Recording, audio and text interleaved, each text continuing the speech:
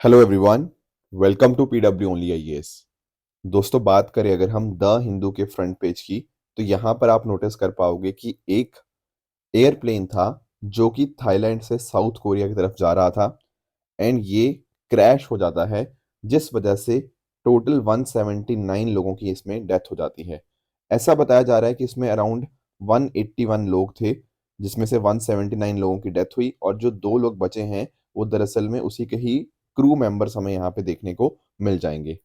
अब यहाँ पर ज़्यादातर जो लोग थे वो आपको साउथ कोरिया के ही देखने को मिलते हैं। Most of them were from south Korea, a few of them were from also from Thailand.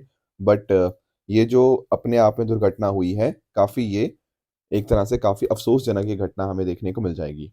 ये जो आपके प्लेन्स थे ना, आप नोटिस कर सकते हो ये 15 साल पुराना बोइंग 737-800 जेट था, जो कि जीजो एयरप्लेन कंपनी की तरफ से था, राइट? एंड आप अंडरस्टैंड कर सकते हो, जो इसके प्रेज़िडेंट हैं जीजू एयर के, उन्होंने यहाँ पर अपनी तरफ से पूरी ज़िम्मेदारी ली है। उन्होंने बताया है कि हालाँकि उनके कंट्रोल में कुछ था नहीं, but since he is the leader of this, तो कहीं न कहीं उनकी यहाँ पे ज़िम्मेदारी बनती है। उन्होंने सबसे माफ़ी भी माँगी है, जिनकी जो फैमिलीज़ के जो लोग हैं, उनकी डेथ हुई है इस पर्टिकुलर इंसिडेंट के अंदर। दोस्तों, नया साल बहुत ही जल्द आने वाला है। आप सभी को नए साल की ढेर सारी शुभकामनाएँ। इस नए साल के अवसर के ऊपर हमारी टीम की तरफ से सभी यूपीएससी कोर्सेज़ के ऊपर आपको अप टू 80% ऑफ देखने को मिल जाएगा। सारे जो लिंक्स हैं वो नीचे डिस्क्रिप्शन में दिए भी गए हैं, तो डेफिनेटली आप इस अपॉर्चुनिटी का यूज़ कर सकते हैं। एंड अगर आपके कोई भी डाउट्स होते हैं तो यहाँ पर स्क्रीन पर नंबर भी मेंशन्ड है, आप इन पे आप हमारी टीम को कॉल भी कर सकते हैं। All the very best for your preparation. Start करते हैं दोस्तों डिस्कशन। डेट है आज की 30 दिसंबर 2024 एंड आप सभी का स्वागत है आज के प्रीलिम बूस्टर न्यूज़ डिस्कशन में। पहला जो हमें टॉपिक डिस्कस करना है वो हिस्ट्री पर्सपेक्टिव से है। आप यहाँ पे नोटिस कर पाओगे कि राखी गढ़ी में 5000 साल पुरानी वाटर मैनेजमेंट टेक्निक्स को अनअर्थ किया गया है। जैसा कि आप पिक्चर में देख भी पा रहे होंगे, तो राखी गढ़ी जो कि हिसार डिस्ट्रिक्ट हरियाणा के अंदर आता है, यहाँ पर माउंट 1 एंड माउंट 2 के बीच में आर्कियोलॉजिस्ट ने यहाँ पे traces of water storage area यहाँ पे डिस्कवर किया है। बेसिकली माउंट होता है एक टीला टाइप्स आप कह सकते हो, है ना? तो इन दोनों टीलों के बीच में एक वाटर स्टोरेज एरिया हमें यहाँ पे देखने को मिल जाएगा और इस स्ट्रक्चर जो पानी का पूरा का पूरा एरिया था, जहाँ पे वाटर स्टोरेज होता था, वो लगभग उसकी डेप्थ है 3.5 से 4 फीट के बीच में। ये दिखाता है कि हड़प्पन सिविलाइजेशन के अंदर वाटर मैनेजमेंट टेक्निक्स अपने आप में बहुत ही अच्छी थी। आप लोगों ने जैसे धोलावीरा के बारे में भी सुना होगा, मैं आज बहुत सारी एग्जांपल भी आप लोगों के साथ डिस्कस करूँगा। उसी तरह से राखीगढ़ी के अंदर भी हमें वाटर मैनेजमेंट की टेक्निक्स अच्छी खासी देखने को मिल जाएँगी। तो ऐसा बताया जा रहा है हिस्टोरियंस के द्वारा कि ये जो अलग-अलग आपके माउंट्स मिले हैं और साथ में वाटर टेक्निक्स भी मिली हैं, ये दिखाता है कि जो पूरा एरिया है ना, शायद ये एक एलीट ज़ोन रहा होगा, जहाँ पर जो ऐसे लोग जो कहीं न कहीं अपर क्लास है हड़प्पन सोसाइटी के अंदर, वो यहाँ पर रहते होंगे।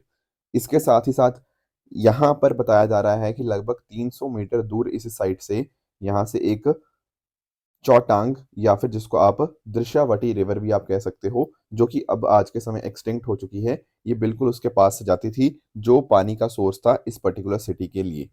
इसके साथ ही साथ आप बात करो ज़ूलॉजिकल सर्वे ऑफ इंडिया की, उनकी फाइंडिंग्स ने भी ये कन्फर्म किया है। तो समय के साथ आप नोटिस करते हो ये जो पर्टिकुलर नदी थी, ये एक तरह से ड्राई अप कर गई along with the Saraswati river, जिस वजह से एक पानी का क्राइसिस आ गया। एंड काफ़ी सारे हिस्टोरियन का ये भी मानना है कि इसी वजह से शायद हो सकता है कि जो हड़प्पन सिविलाइजेशन है, वो खत्म हो गई हो। ठीक है?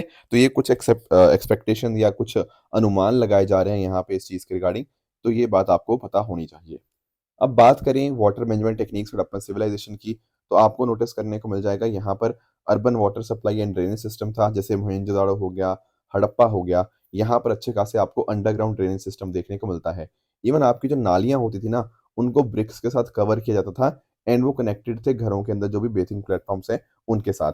इसके साथ ही साथ जो वेस्ट वाटर था ना, वो सोक पिट के अंदर जाता था। जो सोक गड्ढा होता है ना, बेसिकली उसको कवर किया जाता था ताकि जो पानी है वो धीरे-धीरे करके ग्राउंड में सोक करता रहे, तो उसका भी प्रॉपर प्रावधान था। मोहनजोदारो के अंदर आपको ये देखने को मिल जाएगा। वहाँ पर इंस्पेक्शन होल्स थे कि अगर मान लो कहीं पर नालियों को मेंटेन करना हो, तो कहाँ पर मेंटेन किया जाए, उनके इंस्पेक्शन होल्स वगैरह थे। इसी तरह से धोलावीरा की बात करें, तो यहाँ पर भी बड़ी-बड़ी इंटरकनेक्टेड ड्रेन्स हमें देखने को मिल जाती हैं। इसके साथ ही साथ वाटर स्टोरेज रिजर्वॉयर, मतलब एक तरह से स्टोरेज करने के लिए वहाँ पर प्रॉपर समाधान उसके लिए भी बनाया गया था। जैसे धोलावीरा की बात करें तो जो बारिश का पानी था उसको स्टोर करने के लिए रिजर्वायर थे। लोथल जो गुजरात की हम बात करें तो वहाँ पर तो आप जानते हो जो आर्टिफिशियल डॉकयार्ड हमें देखने को मिलता है, वहाँ पर भी पानी के स्टोरेज की फैसिलिटीज यहाँ पे थी। इसके अलावा जो वेल्स थे वो भी यहाँ पे कंस्ट्रक्ट किए गए थे। मोहनजोदारो के अंदर तो 700 से भी ज़्यादा वेल्स हमें आइडेंटिफाई हो चुके हैं जो अक्सर घरों के बिल्कुल पास में होते थे।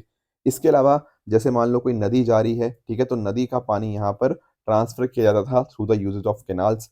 तो कैनाल सिस्टम जैसे घग्गर हाकरा सिस्टम हो गया, ठीक है, इसको यहाँ पे हम इस्तेमाल करते थे इरिगेशन के लिए। हालांकि एविडेंस पूरा नहीं है हमारे पास, बट फिर भी हम ऐसा मानते हैं कि घग्गर हाकरा सिस्टम से पानी को इरिगेशन के लिए इस तरह से कैनाल सिस्टम का इस्तेमाल किया जाता था। उसके अलावा रेन वाटर हार्वेस्टिंग, मैंने आपको धोलावीरा का एग्जाम्पल दिया ही दिया। उसके साथ साथ रिवर्स के ऊपर इनकी डिपेंडेंसी थी, चाहे इंडस रिवर बात कर लीजिए, सरस्वती रिवर हो गया या दृशावती रिवर हो गया, इनका इस्तेमाल किया जाता था। एंड जब पानी ज़्यादा होता था तो उनको स्टोर कर लेते थे, एंड बाद में जब कभी पानी या बारिश नहीं हुई तो उसको उस समय इस्तेमाल कर लिया जाता था। तो राखी गढ़ी के अंदर भी, कालीबंगन के अंदर भी आपको इसके एग्जाम्पल्स देखने को मिल जाते हैं। इसके साथ साथ प्रॉपर सैनिटेशन सिस्टम भी था। अलग अलग ड्रेन्स थी, वेस्ट डिस्पोजल के लिए अलग ड्रेन थी, बेथिंग के लिए अलग ड्रेन थी। तो हड़प्पा के अंदर ये ड्रेनेज एंड सैनिटेशन सिस्टम काफ़ी ज़्यादा अच्छा हमें देखने को मिल जाता है। बाकी दोस्तों बात करें राखीगढ़ी की, तो राखीगढ़ी आपको हरियाणा के हिसार डिस्ट्रिक्ट में देखने को मिल जाएगा, एंड जो कि घग्गर रिवर से लगभग 27 किलोमीटर की दूरी पर है। एंड देखो आज के समय ना जो लार्जेस्ट सिटी बोली जाती है हड़प्पन सिविलाइजेशन की, वो आपकी राखीगढ़ी ही मानी जाती है, ठीक है। एंड ये अपने आप में काफ़ी पुरानी भी है, अप्रोक्सीमेटली 6500 बीसी के समय से हमें ये देखने को मिल जाएगी बेसिकली, यानी कि अर्ली हड़प्पन फेज भी था एंड मेच्योर हड़प्पन फेज भी हमें यहाँ पे देखने को मिल जाता है। लगभग 350 हेक्टेयर का पूरा ये एरिया है राखीगढ़ी के रिगार्डिंग, जो हमें पता होना चाहिए। बाकी जो बाकी चीज़ें मिलती थी ना अलग अलग एरियाज के अंदर, वो सेम चीज़ें राखीगढ़ी में भी है। जैसे यहाँ पर अर्ली अर्बन प्लानिंग देखने को मिल जाएगी, मड ब्रिक वाले घर, आपको बर्न्ट ब्रिक्स घर घर देखने को मिल जाएंगे। उसके साथ ही साथ पॉटरी जो रेडवेयर है बाकी एरियाज में मिली है, वही सेम पॉटरी यहाँ पर भी है। इसके अलावा जार्स हो गया, सेरेमिक इंडस्ट्री हो गया, वास जार, बाउल्स, ये सब देखने को मिल जाएंगे। उसके अलावा अगर हम बात करें तो सैक्रिफिशियल पिट, जो एक तरह से होती है ना कि एक तरह से आप ट्रायंगुलर भी कह सकते हो और एक सर्कुलर भी, इस तरह से जैसे यज्ञ वगैरह करने के लिए, ठीक है, कुछ सेक्रीफाइस करने के लिए, रिचुअल प्रैक्टिसेस के लिए, वो देखने को मिली हैं। इसके अलावा सील्स तो सब जगह ही डेफिनेटली हैं हमारे पास। एंड उसके अलावा बैंगल्स, बीड्स, ठीक है, टॉय कार्ड्स हो गया, टेराकोटा व्हील्स हो गया, ब्लेड्स, बोन पॉइंट्स, सील्स, ये सब जो हैं हमें यहाँ पर भी देखने को मिल जाती हैं। तो ये हमने थोड़ा सा अपनी हड़प्पन सिविलाइजेशन को रिवाइज किया, एंड जो करंट कॉन्टेक्स्ट था विद रिगार्ड्स टू राखीगढ़ी वो हमने यहाँ पे अंडरस्टैंड करने की कोशिश करी है। आगे बढ़ते हैं। UNSC authorises new peace keeping mission in Somalia. United nation security council, you यानी कि यूएनएससी, इन्होंने एक रेजोल्यूशन अडॉप्ट किया है, आप इसका नाम यहाँ पे पढ़ सकते हो, रेजोल्यूशन 2767। तो इन्होंने एक नया पीस कीपिंग मिशन यहाँ पे अप्रूव कर दिया है। मैं थोड़ा सा आपको एक्सप्लेन करता हूँ। देखो आप लोग ना सोमालिया के बारे में जानते होंगे, ये आपका सोमालिया कंट्री आपको यहाँ पे देखने को मिल जाएगी।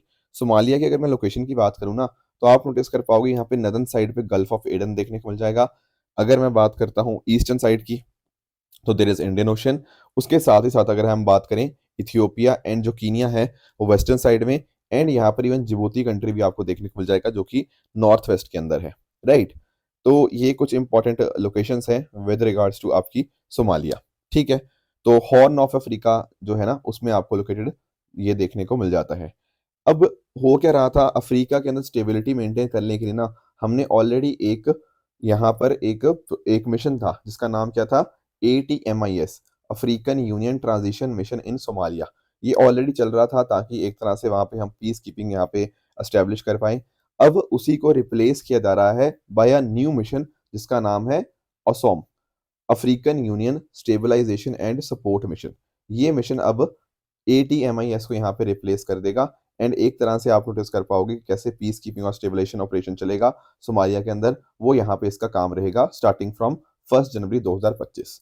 अब इसके अंदर इजिप्ट के, इथियोपिया के, जिबूती, युगांडा, कीनिया, ब्रूंडी, इसके आपको ट्रूप्स आपको देखने को मिल जाएंगे।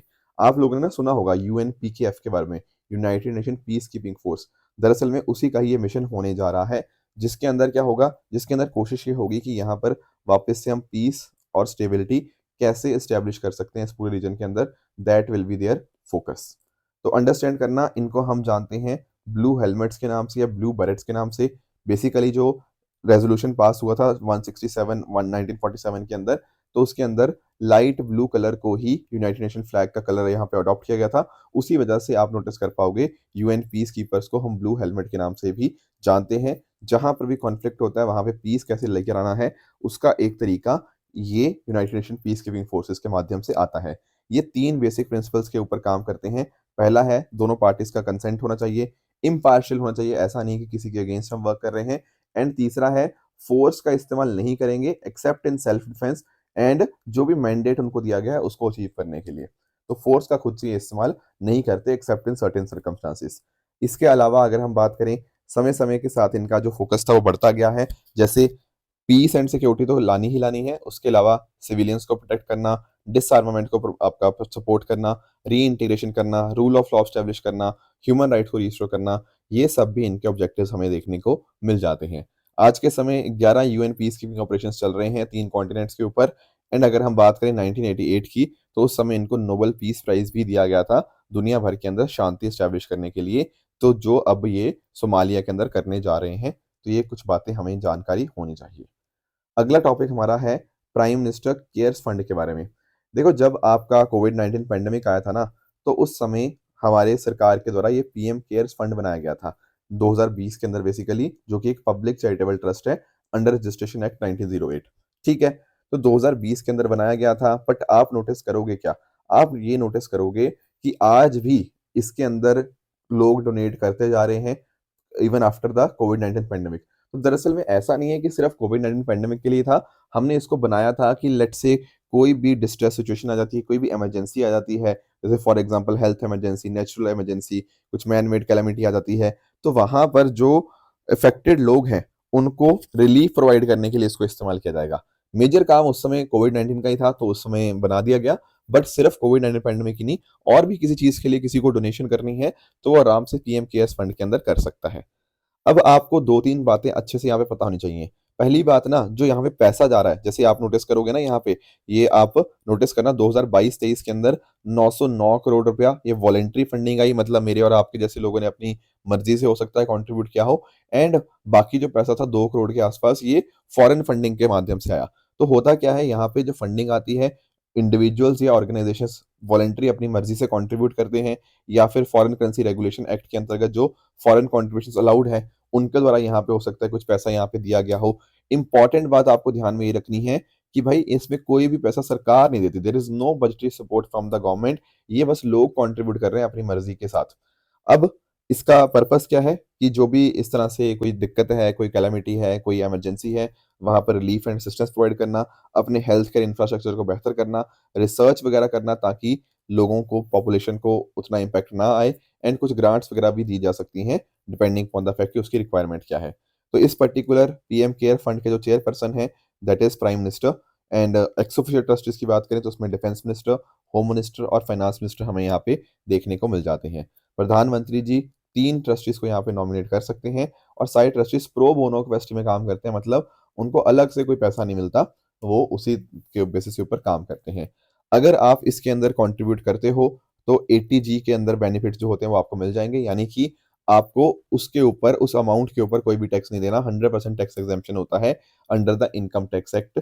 उसके साथ ही साथ जो कंपनीज़ आप जानते होंगे, जो कंपनीज़ रिक्वायरमेंट्स मीट करती हैं, उनको अपने लास्ट मतलब 3 ईयर के एवरेज प्रॉफिट का 2% कंट्रीब्यूट करना पड़ता है टू द सीएसआर एक्सपेंडिचर। तो अगर कोई ऑर्गेनाइजेशन इसमें कंट्रीब्यूट करती है, तो वो सीएसआर के अंदर ही माना जाएगा। ये कुछ बातें थी पीएम केयर्स फंड के बारे में जो आपको पता होनी चाहिए। इस साल भी अच्छा खासा फंड आया है इसके अंदर, इसलिए ये चीज़ न्यूज़ में हमें देखने को मिल रही है। आगे बढ़ते हैं अगले टॉपिक पे, that is NATO to boost Baltic sea presence. पहले तो ना आप एक काम करो, ज़रा बाल्टिक सी की लोकेशन को ही हम यहाँ पे अंडरस्टैंड कर लेते हैं, यहीं पर समझ लेते हैं। देखो, ये रहा आपका बाल्टिक सी, है ना? देखो, एक तो अंडरस्टैंड करना यहाँ पे, जब हम बात करते हैं ना बाल्टिक कंट्रीज़ की, ध्यान से अंडरस्टैंड करो क्या मैंने बोला, बाल्टिक कंट्रीज़ की। तो हम नॉर्मली 3 कंट्रीज़ की बात करते हैं, वो है एस्टोनिया, लातविया और लिथुआनिया। ये है बाल्टिक स्टेट्स। बाल्टिक स्टेट्स की बात करेगा तो 3 ही देश हैं, लिथुआनिया, एस्टोनिया और लातविया। हालाँकि अगर हम ये देखें कि बाल्टिक सी के आस-पास कौन-कौन सी कंट्रीज़ हैं, तो उसमें आपको नॉर्वे, उसमें आपको स्वीडन, आपको फ़िनलैंड, इसके अलावा देखो एस्टोनिया, लातविया, लिथुआनिया तो है ही है, आपका रशिया भी यहाँ पे आ जाता है, पोलैंड, जर्मनी और डेनमार्क। ये सब देश भी बाल्टिक सी को बॉर्डर करते हैं। अंडरस्टूड? जब मैं बात कर रहा हूँ बाल्टिक स्टेट्स की तो 3 ही देश आएँगे, पर अगर हम बात करते हैं बाल्टिक सी को कौन-कौन सी कंट्रीज़ बॉर्डर करती हैं, तो ये सब देश आपको देखने को मिल जाएँगे। अब हुआ पता क्या है, नाटो ने ये बोला है कि एक तरह से हम अपनी प्रेज़ेंस जो है वो बाल्टिक सी के अंदर बढ़ाएँगे, क्योंकि पिछले कुछ दिनों के अंदर क्या हुआ, इनकी कुछ under sea power cable and जो 4 इंटरनेट लाइन्स थी, उनको सैबोटाज कर दिया गया। तो इस वजह से ये कोशिश करेंगे कि इस पूरे बाल्टिक रीजन के अंदर थोड़ा और अपने प्रेज़ेंस को इंक्रीज़ करें। बाकी आप नोटिस कर पाओगे ये सेमी इनक्लोज्ड इनलैंड सी है, जो कि नदर्न यूरोप के अंदर देखने को मिल जाएगा। ये अटलांटिक ओशन की ही आपको एक आर्म देखने को मिल जाती है एंड स्कैंडिनेवियन पेनिनसुला जो है ना आपके यहाँ पे स्वीडन, नॉर्वे, फिनलैंड हो गया, उनको बाकी के कॉन्टिनेंटल यूरोप से ये सेपरेट करता है। अब एक बात आपको ध्यान में पता क्या रखनी है? आपको ध्यान में ये रखना है कि ये जो पूरा एरिया है बाल्टिक सी का, यहाँ पर जो सैलिनिटी है ना, वो कम है। It is salinity is low. आप पूछोगे क्यों? क्योंकि भाई यहाँ से ना बहुत सारे अलग-अलग एरिया से बहुत सारा फ्रेश वाटर जो होता है वो बाल्टिक सी के अंदर जाता है। Plus at the same time जो बाल्टिक सी है वो बहुत ज़्यादा डीप भी नहीं है। तो इन सभी कारणों की वज़ह से यहाँ पे जो सैलिनिटी होती है ना, वो थोड़ी-सी कम हमें देखने को मिलती है। It is lower salinity. Plus लगभग 250 से भी ज़्यादा नदियाँ ऐसी हैं जो यहाँ पर एम्प्टी करती हैं सी के अंदर, ठीक है? तो इस वज़ह से भी ये चीज़ें हमें पता होनी चाहिए। बाकी अगर हम बात करें तो बाल्टिक सी के अंदर हमें 3 मेजर गल्फ्स यहाँ पे नोटिस करना, एक है गल्फ ऑफ बॉथनिया, एक है गल्फ ऑफ फिनलैंड और एक है ये गल्फ ऑफ रीगा। ये 3 मेजर गल्फ से यहाँ पे आपको फॉर्मेशंस का देखने को मिल जाएगा एंड इसको वर्ल्ड का largest brackish inland water body आपको देखने को मिल जाती है, इसको साइट किया जाता है। बाकी लोअर सैलिनिटी बता ही दिया, सराउंडिंग कंट्री और बाल्टिक स्टेट हम यहाँ पे समझ ही चुके हैं। नाटो के बारे में तो आप सब लोग जानते ही होंगे कि ठीक है कि नाटो एक क्या है, एक इंटर गवर्नमेंटल मिलिट्री अलायंस है, 1949 के अंदर एस्टैब्लिश हुआ था एंड आप नोटिस कर पाओगे आज के समय इसकी 32 मेंबर कंट्रीज़ हैं। 2020 में नॉर्थ मैसेडोनिया एंटर हुआ, फिनलैंड एंटर हुआ 2023 के अंदर, स्वीडन हुआ 2024 के अंदर एंड इनका काम क्या होता है कलेक्टिव डिफेंस। दरअसल में यहाँ पर ना इनका एक आर्टिकल 5 आपको देखने को मिल जाएगा, जो बात करता है किस चीज़ की? जो बात करता है प्रिंसिपल ऑफ कलेक्टिव डिफेंस की। Attack against one is considered as attack against all. ये वाला प्रिंसिपल है। तो मेजर इनका काम ये था जो उस समय यूएसएसआर का एक तरह से इन्फ्लुएंस बढ़ता जा रहा था, उसको कहीं न कहीं रोके, है ना? साथ में कंट्रीज़ मिलके काम करें। That was their major focus. Headquarter इसके बेल्जियम, ब्रसेल्स के अंदर आपको देखने को मिल जाएँगे। तो ये इसका मेजर काम है। बाकी नॉर्थ अटलांटिक काउंसिल जो एनएसी है, वो इसकी प्रिंसिपल डिसीजन मेकिंग बॉडी है। इसके अलावा अगर हम बात करें मिलिट्री कमांड स्ट्रक्चर की, तो इसमें आपकी कुछ स्ट्रेटेजिक कमांड्स देखने को मिल जाएँगी, ठीक है? जो एग्जीक्यूशन के लिए रिस्पॉन्सिबल है एंड साथ ही साथ नेटो जो है अपनी इंटीग्रेटेड मिलिट्री फोर्सेस को मेंटेन करता है और साथ ही साथ इनकी जो मेंबर कंट्रीज होती हैं वो अपनी तरफ से लोगों को कंट्रीब्यूशन करती हैं, कुछ पैसा कंट्रीब्यूट करती हैं अंडर द नेटो कमांड। ये बातें आपको नेटो के बारे में जानकारी होनी चाहिए। एक और आर्टिकल है आईआर के पर्सपेक्टिव से ही। दरअसल में जो हमारे यूएन के सेक्रेटरी जनरल है ना, एंटोनियो ग्यूटेरेस जी, उन्होंने ट्रिब्यूट्स पे करी हैं to brigadier general Amitabh Jha जो कि भारत से हैं।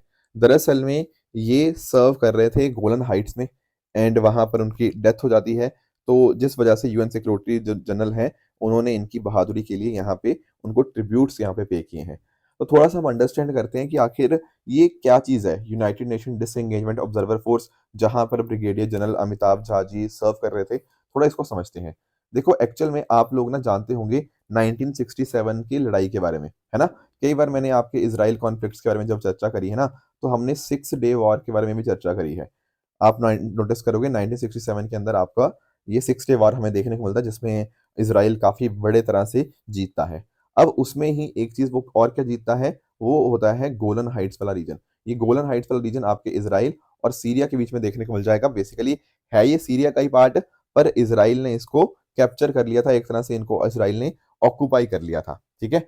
तो बिल्कुल ये एक हिली रीजन है आपका गोलन हाइट्स वाला एंड ये आपकी अपर जॉर्डन रिवर वैली के वेस्ट में आपको देखने को मिल जाएगा।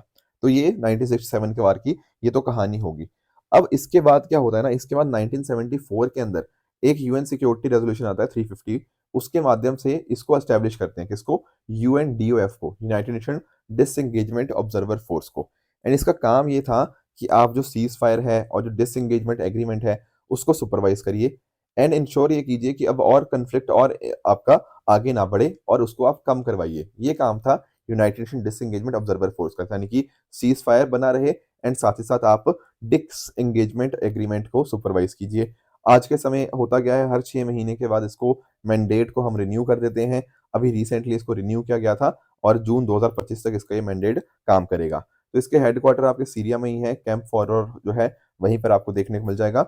और इसके जो पैसे इसको मिलता है वो हर साल जो यूएन जनरल असेंबली है इसके लिए अलग से पैसा यहाँ पे फंड देती है। एंड इसमें आप अंडरस्टैंड करोगे कि बहुत सारी अलग-अलग कंट्रीज़ इसमें जो लोग अपने भेजती हैं, एंड इंडिया भी one of the top 3 contributors आपको इसके अंदर देखने को मिल जाएगा।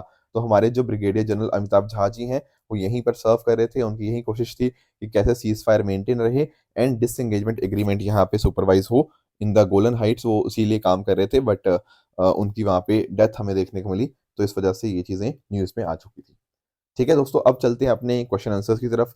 पहला क्वेश्चन आपका है हाई सेविंग इकोनॉमी के बारे में, तो इसको आप ट्राई करिएगा। Question number 1। क्वेश्चन नंबर 2 आपका है with regards to attorney general of India, and question number 3 जो है आपका that is with regards to Butler committee. इन तीनों क्वेश्चंस का आंसर आप मुझे कमेंट्स में बता सकते हो। बाकी मैंने आपको जो सैटरडे होमवर्क दिया था उसमें एक होमवर्क था कि फॉलिंग टाइगर रिजर्व में से कौन सा ऐसा है जिसका क्रिटिकल टाइगर हैबिटेट के अंदर लार्जेस्ट एरिया है। The answer in this case is option number C, Nagarjuna Sagar Srisailam, जो कि आपको तेलंगाना और आंध्र प्रदेश के अंदर देखने को मिल जाएगा। इसके कोर या क्रिटिकल टाइगर हैबिटेट की बात करें तो it is nearly 3721 square kilometre, जो कि सबसे ज्यादा आपको देखने को मिल जाएगा। और ये जो आपका नागार्जुना श्री सागर है ना, श्रीसाइलम, ये आपको बाइसेक्ट होता है बाय द कृष्णा रिवर। तो ये बात भी आपको यहाँ पे अंडरस्टैंड होनी चाहिए। इसके अलावा मैंने आपको एक और होमवर्क दिया था, वो था एसआरआई के बारे में, सिस्टम ऑफ राइस इंटेंसिफिकेशन के बारे में। देखो एसआरआई के अंदर पता क्या होता है, जो आपकी सीडलिंग्स होती हैं, राइट, वो काफी यंगर एज के ऊपर ही, मतलब काफी यंग टाइप के ऊपर ही उनको प्लांट कर दिया जाता है। देखो कन्वेंशनल राइस फार्मिंग जो होती है उसमें क्या होता है, उसमें तो कहीं ना कहीं बाद में सारी चीजें करने के बाद प्लांट किया जाता है ना, यहाँ पर उनको पहले ही प्लांट किया दिया जाता है। ठीक है, अब प्लांट सीडलिंग को एक एक करके प्लांट किया जाता है, उनको थोड़े डिस्टेंस के ऊपर प्लांट किया जाता है।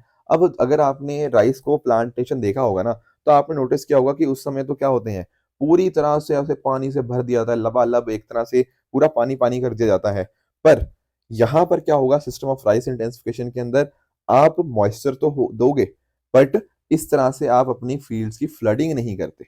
इससे क्या होता है, जो वाटर कंजम्पशन होता है वो कम हो जाता है। एंड साथ ही साथ आप नोटिस कर पाओगे वाटर कंजम्पशन कम होगा, साथ ही साथ जो आपकी मीथेन एमिशंस है ना, वो भी तो कम हो जाएंगे, क्योंकि आप चीज़ों की फ्लडिंग कर ही नहीं रहे।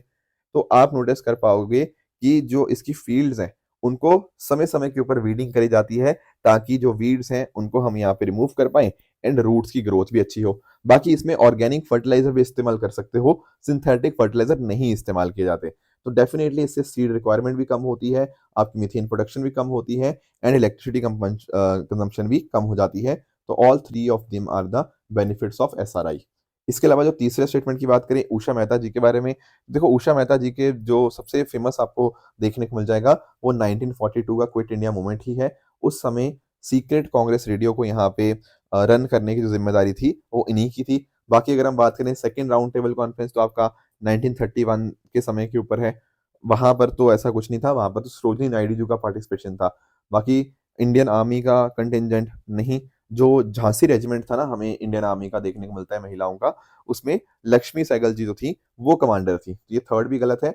एंड साथ ही साथ पंडित जवाहरलाल नेहरू जी को असिस्ट किया जाएगा, ऐसे वो इंटरिम गवर्नमेंट की पार्ट नहीं थी, तो इसलिए फोर्थ भी आपका इनकरेक्ट हो जाएगा। बात करें दोस्तों ट्रू एंड फॉल्स स्टेटमेंट्स की, यहाँ पर आपके सामने आज का होमवर्क है। इनमें से आप बताइएगा कौन सा करेक्ट है, कौन सा सही है। एंड बाकी जो मैंने होमवर्क दिया था उसमें अगर हम बात करें ना भारतीय बीज सहकारी समिति लिमिटेड की, ये दरअसल में मिनिस्ट्री ऑफ कॉर्पोरेशन के अंतर्गत आपको देखने को मिल जाएगा, इसीलिए ये स्टेटमेंट आपका गलत हो जाएगा। ब्रह्मपुत्रा रिवर के रिगार्डिंग जो स्टेटमेंट है that is definitely the correct statement. NSG की अगर हम बात करें तो भारत मेंबर नहीं है एनएसजी का, तो ये स्टेटमेंट आपका इनकरेक्ट हो जाएगा। पोलियो की बात करें तो पोलियो देखो डेफिनेटली जो वायरस है वो इंटेंसिफाई करता है इंटेस्टाइन के अंदर, एंड वो पैरालिसिस भी कॉज करता है, तो ये स्टेटमेंट आपकी बिल्कुल सही हो जाएगी। तो दोस्तों ये थी आज की डिस्कशन, इसी तरह से आप भी अपने एंड पे हार्डवर्क करते रहिए। Thank you so much for joining, all the very best.